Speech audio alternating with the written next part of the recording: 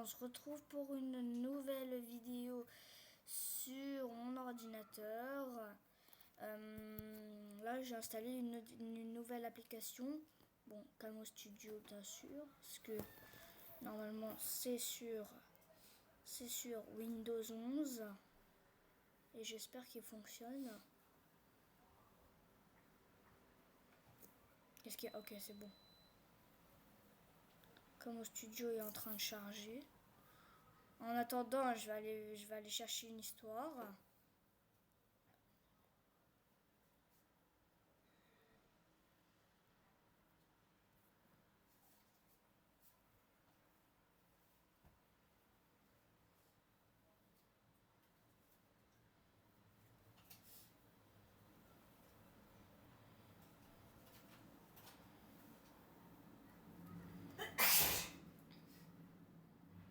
Attendez 2 secondes. Voilà. Nous sommes ici. Daydem, ça, je suis désolée, pardon. Je vais changer, d'accord. Là, j'ai mis les mains en emoji, comme il y a écrit ici, là.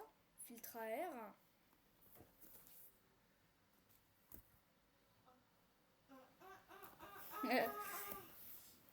C'est un peu drôle. Vous pouvez télécharger Camo Studio, hein. C'est déjà... C'est gratuit, hein. C'est gratuit.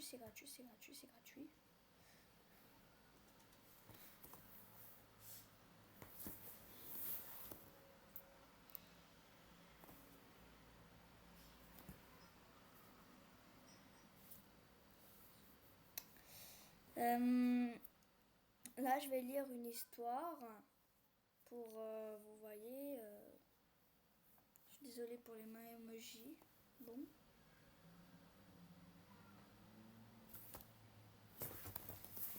Deux secondes.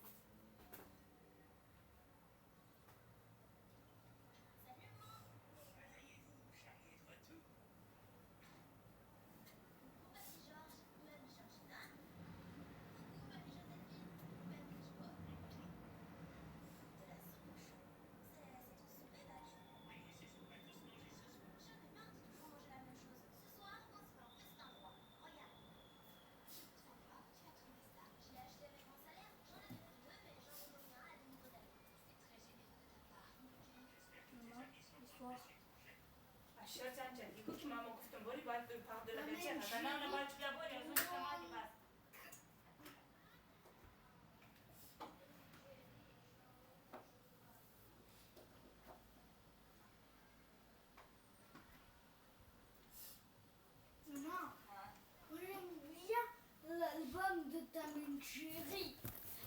C'est bon. Maman, J'ai eu Maman. le livre. Maman, je regardais là-bas. Je peux regarder là-bas.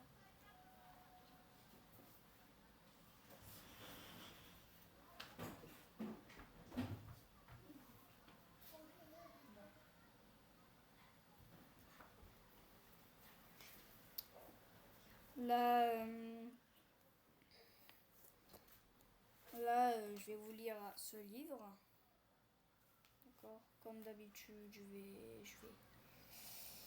comme ça. Bon. Course folle en gondole.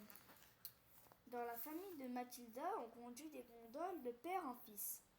Pourquoi pas de père en fille? Mathilda veut prouver à son papa qu'elle en est capable.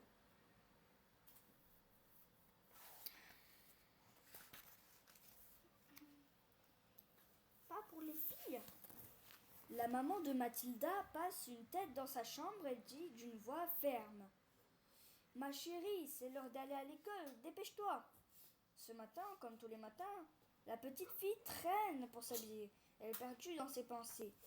Elle s'imagine en train de ramer sur une gondole, une longue barque noire utilisée à Venise, la magnifique ville d'Italie où Mathilda habite, on y circule en bateau car elle est construite sur l'eau.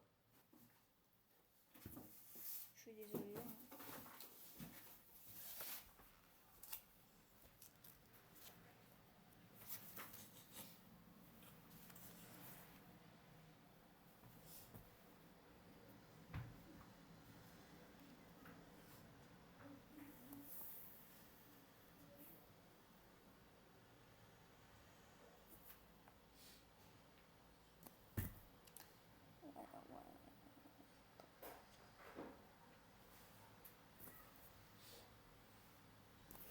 Ça fait une idée, mais pas un cœur.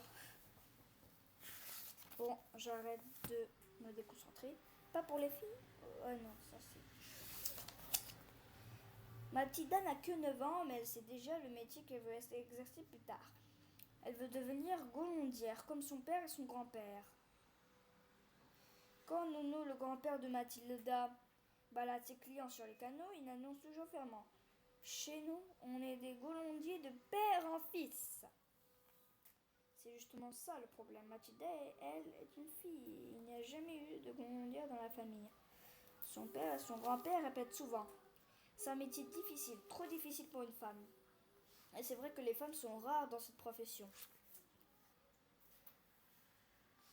En attrapant son sac à dos, la petite fille réfléchit tout haut. Trop difficile pour une femme? N'importe quoi. Il est temps que ça change. Je vais leur montrer que je peux y arriver, se dit-elle en claquant la porte.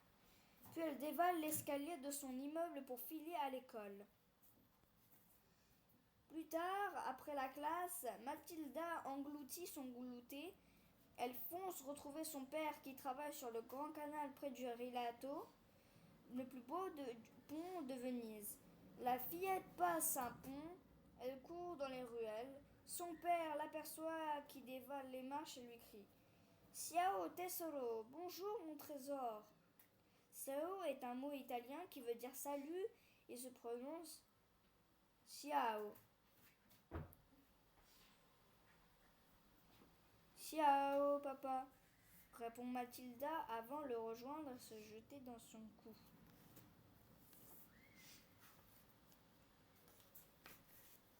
A vu quelque chose? Là, elle lui demande: tu sais que je vais être golondière comme toi lorsque je serai grande.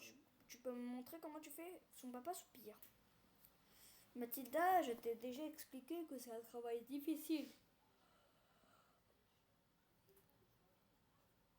Un golondier est toujours dehors, même quand il pleut et il fait froid. En plus, c'est fatigant de manier à rame de toute la journée car elle est très lourde. Ce n'est pas un métier pour toi. Laisse-le au garçon. Mathilda fulmine. Elle pense: et pourquoi je n'aurais pas le droit moi aussi de glisser sur l'eau à la seule force de mes bras? Ce doit être une sensation incroyable. Elle fronce les sourcils, elle s'exclame: je veux apprendre et je prouverai que je serai capable d'être golondière. Puis elle tourne les talons et s'éloigne, l'air refondré. Trop tard.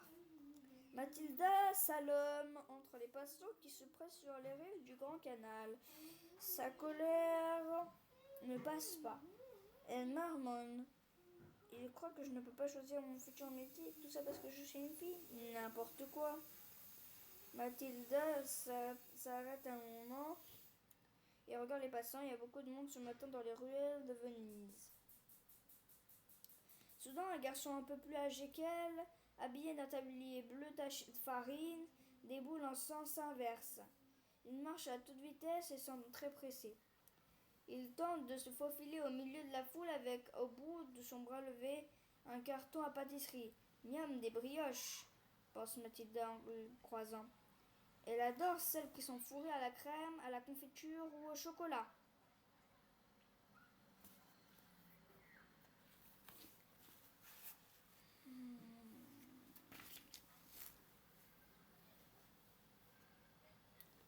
Soudain, Mathilda entend un cri. Elle se retourne. C'est le garçon en brioche qui gémit d'une voix désespérée. Oh non, non, non, je l'ai raté. raté. Au loin, Mathilda voit s'éloigner un Vaporetto, un bateau-bus de Venise. Elle comprend que le garçon espérait sans doute monter à bord, mais il est arrivé trop tard. Assis sur une marche à côté de l'arrêt, il se prend la tête dans les mains. Mathilda s'approche de lui. Elle ramasse la boîte posée à terre et elle attend au garçon. Merci, marmonne-t-il. Encore toute bouleversée, j'ai raté le Vaporetto et le prochain est dans une demi-heure.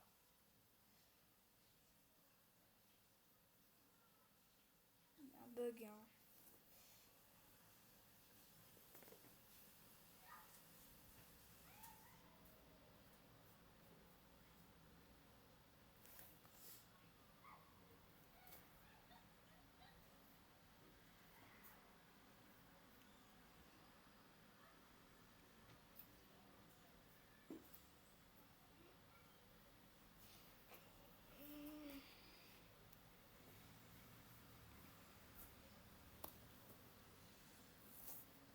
Qu'est-ce qui est fichu? Est-ce que je vous dire? En fait, je me demande.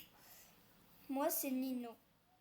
Je suis apprenti pâtissier. Aujourd'hui, je devrais participer au concours de la meilleure brioche de Venise. Mais quand le prochain bateau arrivera, il sera trop tard. Le concours sera terminé.